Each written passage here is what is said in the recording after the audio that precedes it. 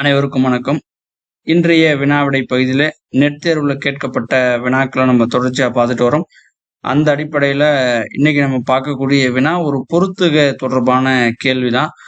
பட்டியல் 1 பட்டியல் 2 பொறுத்துக. இந்த பக்கம் வந்து பாத்தீங்கன்னா அந்த இணைய தொடர்பான சொல்லாடல் இருக்கு. அதுக்கு நேர் திசையில அதுக்கான தமிழ் பொருள்ல தமிழ் அர்த்தத்துல அதுக்கான விளக்கம் கொடுத்துருக்காங்க. இந்த பக்கம் நம்ம பார்ப்போம். முதல்ல வந்து பாத்தீங்கன்னா இணைப்பு அதனுடைய தமிழாக்கம் அடுத்த பக்கத்துல கொடுத்துருக்காங்க. அதுக்கு நேரா ஆப்ஷன் ஏல பாருங்க மேன், ஆப்ஷன் பில வந்து லேன், ஆப்ஷன் சில வந்து வேன், ஆப்ஷன் டில வந்து பேன்.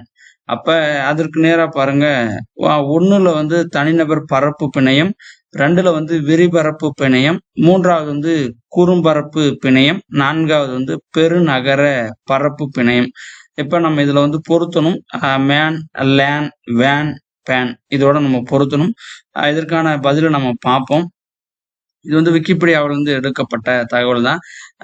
பேன் அப்படின்னா வந்து பாத்தீங்கன்னா பர்சனல் ஏரியா நெட்வொர்க், அதுதான் வந்து பேன் சொல்றாங்க. லேன் அப்படின்னா லோக்கல் ஏரியா நெட்வொர்க், வேன்னா வந்து வெய்டு ஏரியா நெட்வொர்க், மேன்னா வந்து மெட்ரோபொலிட்டன் ஏரியா நெட்வொர்க். அப்ப இதை வந்து நம்ம பொருத்தணும். அப்ப வந்து பாத்தீங்கன்னா பேன் அப்படின்றதுக்கான தமிழாக்கம் என்ன அப்படின்னா தனிநபர் வலை அமைப்புகள், பர்சனல் ஏரியா நெட்வொர்க். அப்படின்னா தனிநபர் பற்றியதுதான் பேன். லேன் அப்படின்னா குறும்பரப்பு, லோக்கல் ஏரியா குறும்பரப்பு வலை அமைப்புகள். வேன் அப்படின்னா பெரும்பரப்பு வலை அமைப்புகள். அடுத்து வந்து மெட்ரோபொலிட்டன் ஏரியானா வந்து பெருநகர் பரப்பு வலை அமைப்புகள். அப்ப நம்ம இதை பொருத்தி பார்க்கணும்.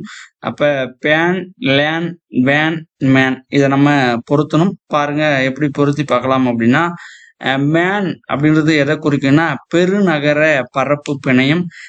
லேன் அப்படின்னா வந்து பாத்தீங்கன்னா குறும்பரப்பு பிணையம். வேன் அப்படின்றது விரிபரப்பு பிணையம்.